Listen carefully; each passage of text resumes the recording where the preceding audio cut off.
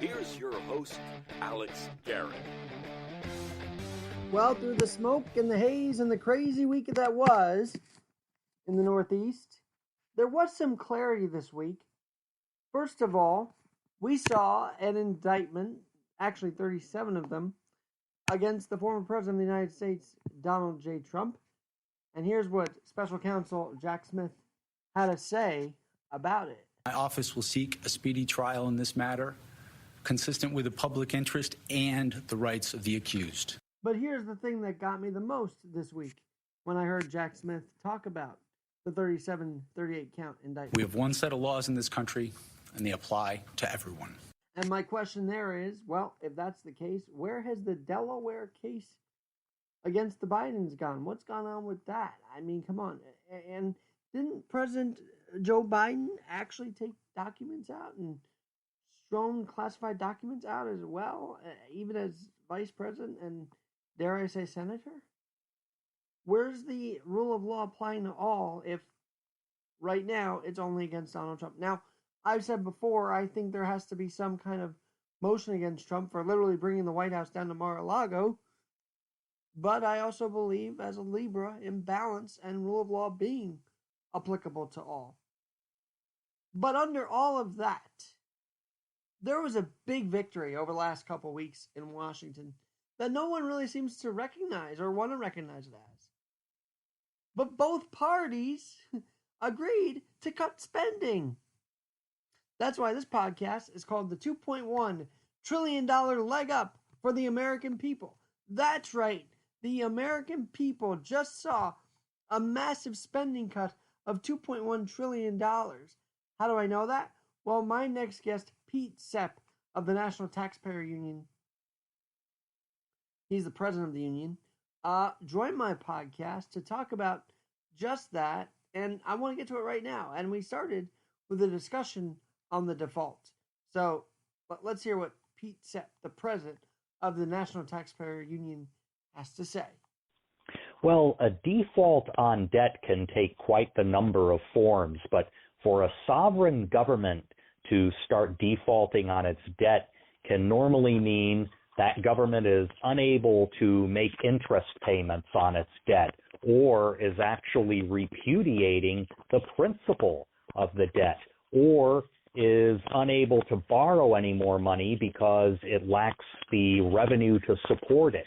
So there are a number of ways default could occur, but in the case of the U.S. federal government, as of roughly 2 weeks ago, we were on the precipice of defaulting primarily because we would be unable to cover the spending obligations of the federal government and the debt servicing obligations at the same time, given the revenues that were occurring, and we could not borrow any more money to cover the shortfall. And did this default have anything to do with the inflation? I mean, I'm just trying to get a picture because I feel like when people read the news, when I read the news, we got a debt ceiling deal. It looks like we just raised the roof, if you will, but there was some progress. But before we got there, was inflation leading to default as well? I think inflation had an indirect role in the problems we were facing. Inflation itself doesn't necessarily mean that your debt is going to be in a default situation or your government is, but the fact is we spent way too much money in things like the Inflation Reduction Act, an ironically named piece of legislation. Because the federal government overspent, that contributed to inflation, which in turn triggered responses from the Federal Reserve, like raising interest rates. Well, once the Federal Reserve raises interest rates, then you set yourself up for problems in servicing government debt because it gets more expensive. You have to keep refinancing government debt, and every time you do, you're going to have to finance it at a higher rate. And so that's the indirect portion. Inflation and the responses to inflation kind of did make a contribution to the current situation that we found ourselves in. Now, before we went on the air, you were telling me that you guys were involved with helping get the debt ceiling deal done. Tell us how you lobbied to get this deal done. Well, indeed we did. And this was not an easy thing for us to go through because there are many, many tasks that our government and our leaders are going to have to set themselves to in the very near future to get this country on a better fiscal path. But the deal that could be had right here, right now, to not only avoid a debt default, which would have been catastrophic for financial markets, for retirees, for consumers, the options were far more limited. We knew right away that there was no immediate appetite to tackle the primary drivers of the deficits we experience every year and in turn the national debt. And those drivers are government benefit programs, so-called mandatory entitlement programs. Those were pretty much off the table during these discussions. We also had to maneuver around the topic of defense spending.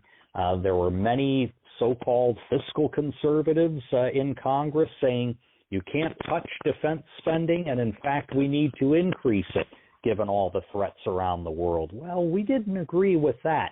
There is plenty of waste and poor prioritization in the defense budget, and the Defense Department is one of the worst run in the entire federal government when it comes to having decent accounting practices. We also have the obstacle, of course, on the left. No one in Congress on the Democratic side seemed to have a big appetite for taking a chunk out of federal spending growth, which is the real problem behind deficits and debt.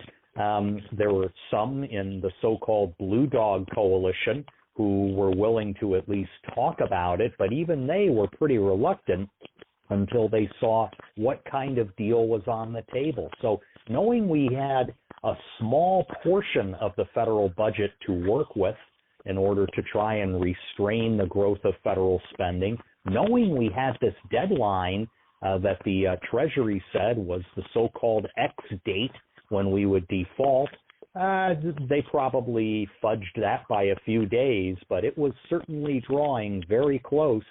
And knowing we had a lot of political gaps to bridge between Democrats and Republicans meant this was going to be a difficult task. It was, I would say, overall, if I were a taxpayer, I'd be thinking to myself right now after passage of this deal, well, this is not the greatest thing since sliced bread, but we at least got our half a loaf, and we could have been left with only a few crumbs if we didn't play this right. And I think we did largely play it right. You mentioned fudging the numbers. I tell you what, this Biden administration has played around with the IRS. As the taxpayer union, you didn't happen to have a role in making sure cuts to the IRS agents took place. Was that part of your lobbying? Or? We did definitely urge a second look at the $80 billion in additional funding that was given to the IRS in the Inflation Reduction Act that President Biden and many of his Democratic colleagues supported in Congress. Yes, that was, in our opinion, a very dangerous move because there were virtually no guardrails on all of that money. Certainly, the IRS needs to revise its customer service procedures, update its computers, have more people on the phone to answer questions from taxpayers. But this $80 billion that was given to the agency was virtually with no strings attached. There were just 3 paragraphs in the entire Inflation Reduction Act that told the IRS how to spend the money. Spend $46 billion on enforcement, spend about $6 billion on customer service, and the rest on business systems and support, with virtually no other specific guidance as to how to spend the money. That has never before happened in the history of the IRS. Every single bill to increase funding for the service has been accompanied with all kinds of specific instructions from Congress. And we reminded lawmakers of that and said, look, you didn't do your duty when the Inflation Reduction Act passed last year. You've got to do it now by giving the IRS funding a haircut and committing from this point forward to do better oversight. We've made a number of recommendations in that area. In fact, I testified before the Senate Finance Committee just 2 weeks ago with 3 other folks on how the IRS funding is going to have to be better allocated going forward. Would you mind telling us if you were talking directly to Speaker McCarthy? Because I feel like you can get through to Republicans when it comes to on behalf of the taxpayers more than Democrats. Personal aside there, but it's kind of true, isn't it?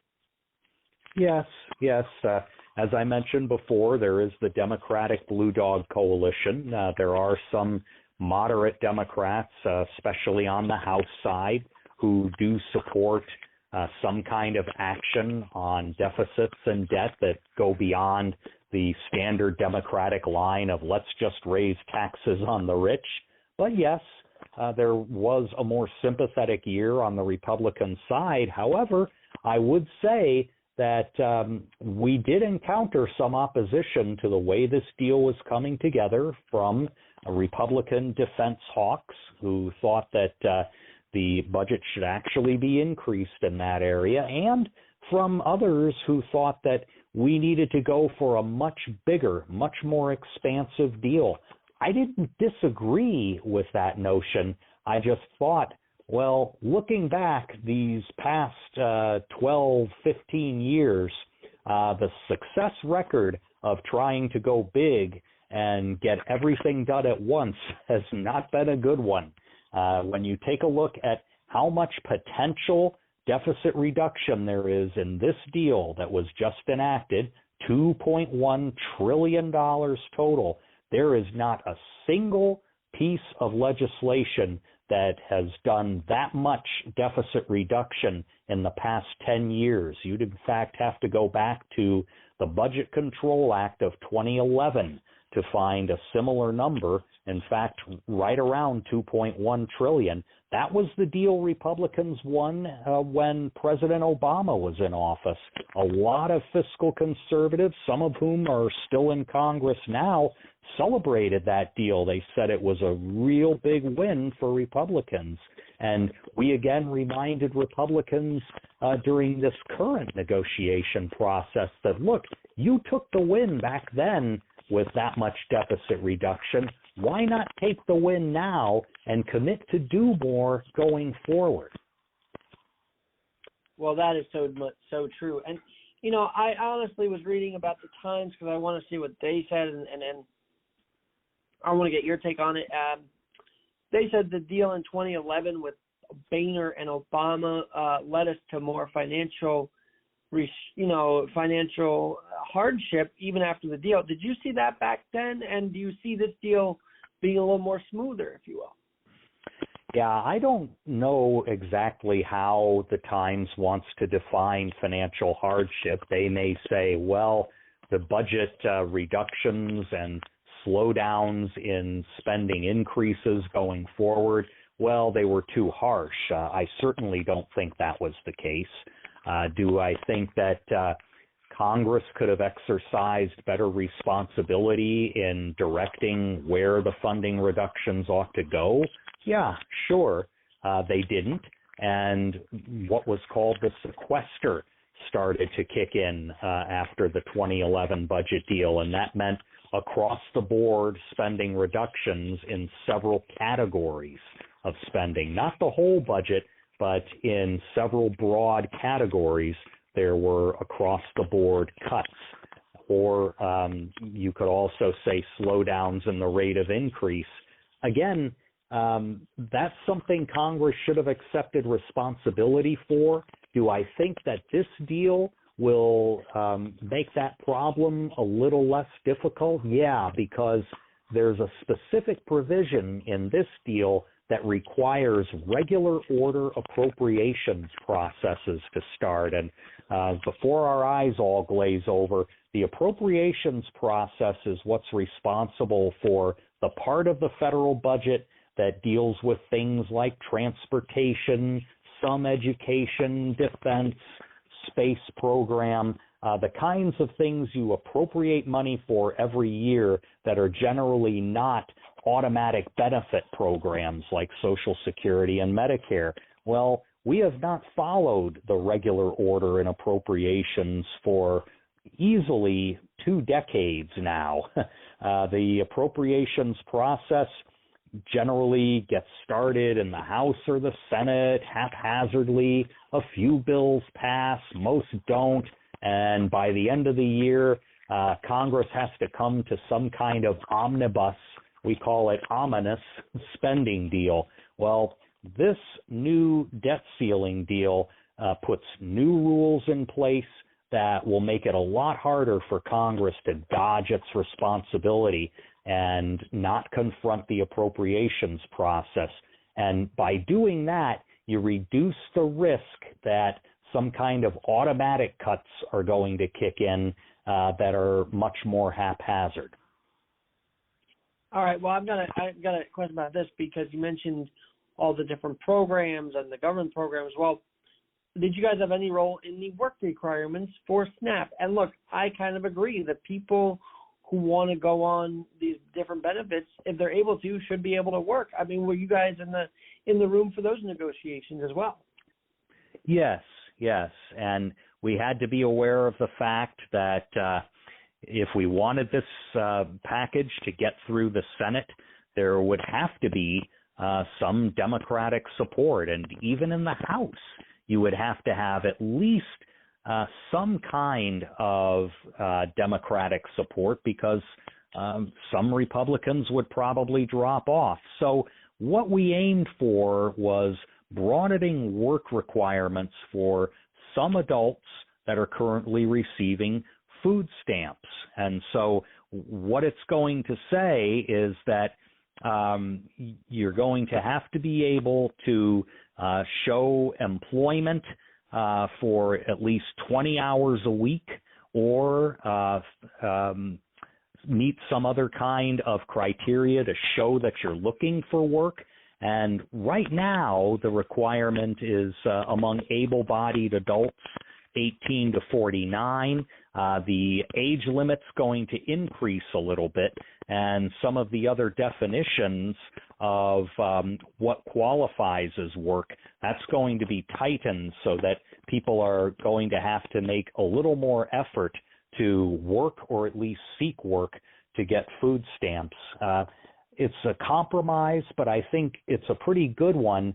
And if you are interested in making incremental progress on this issue, I think you would walk away from that deal saying, okay, there's something to work with here. I'm now with Pete Sepp. He is the president of the National Taxpayers Union. Just mentioned a couple of minutes ago, he testified with regard to the debt ceiling deal. But did you wish you were in the room when Biden and McCarthy were negotiating? I mean, you weren't in the room when they were actually negotiating and finalizing the deal, right? No, not in that room. Now, we, of course, did have close contact with House leaders on both sides of the aisle, including Speaker McCarthy, but who knows what went on in that room between the president and the speaker. I have wondered what it would be like to be the so-called fly on the wall. Then again, there's that old phrase about you should never want to look at either how legislation or sausage gets made, and maybe this is one of those instances. What should the taxpayer be surprised most about this deal? Meaning, as we're taxpayers, right? What should we be most surprised about when it comes to these cuts? I mean, cutting spending is music to anybody's ear in America. Isn't that a surprise in of itself that the government actually agreed to cut spending at the end of the day? Yes, it is. I think that should be the biggest surprise, that taxpayers could walk away with as much as $2.1 trillion with a T dollars in spending reductions over the next 10 years. That's spending reductions or slowdowns in the rate of increase. They're somewhat different things, but the point is we were on one trajectory, and now we have lowered that trajectory by $2.1 trillion. If all of these provisions work as designed, we're talking about an average savings over the life of this bill of $6,200 per person in this country, or $15,800 per average household in this country. That's the amount of money the federal government will save over the next 10 years without raising taxes and cutting or restraining the growth of spending in only part of the federal budget.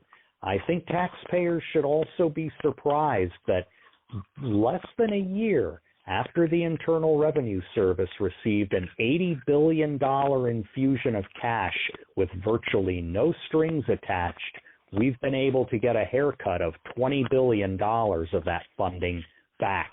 I did not actually expect we would get that far, and I think what it means for the IRS is to say, you've got to sharpen your pencils, you're going to have to focus on delivering good service to taxpayers before you go out and start twisting arms with a lot more collection tactics.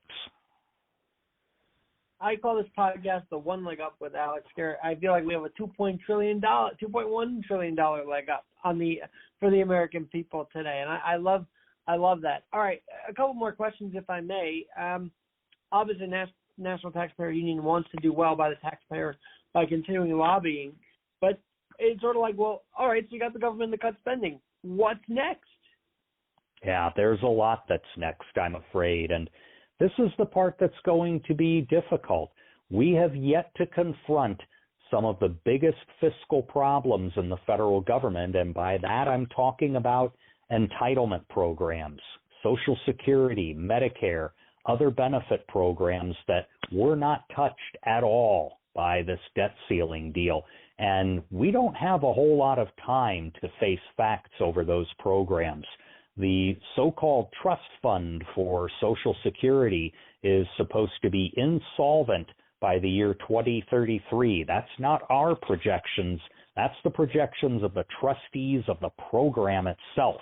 So we've got 10 years before Social Security will face a benefit cut or a tax increase of at least 25%. Now that is huge. A major implication for a lot of retirees as well as taxpayers. Medicare Part A, the hospital insurance, is in even worse shape. That so-called trust fund is going belly up around 2027. And so we need to confront that even sooner. We are going to have to look at structural reforms, everything from health care vouchers to how we adjust the retirement age, to how we adjust the benefit formulas for all the years that you work. We can't necessarily do that to current retirees, but we've got to put these programs on a more stable path, and we've got to do it soon. I'm often reminded of how many years we've been preaching this message. I can remember back when there was that funny guy with the ears and the Texas twang named Ross Perot in the 1992 presidential campaign saying, we have to do something about entitlements. And Bill Clinton at the time agreed, and so did George H.W. Bush. That's as far as it ever got. It is now 30-odd years later. Back then, there were folks saying these systems were in grave danger, and now they're in even graver danger. We've got to face the facts about those programs. Pete, I've loved our conversation so far, but as a National Taxpayer Union, how do you protect the taxpayer? Do you stand up to the IRS on behalf of the taxpayer if they're in trouble? In other words, if there are tax troubles for any average American, can they turn to you for protection, if you will, and for help? Well, the way we work is to challenge the IRS in court when it is pursuing unreasonable positions. In 2020, we created a public interest litigation arm called the Taxpayer Defense Center.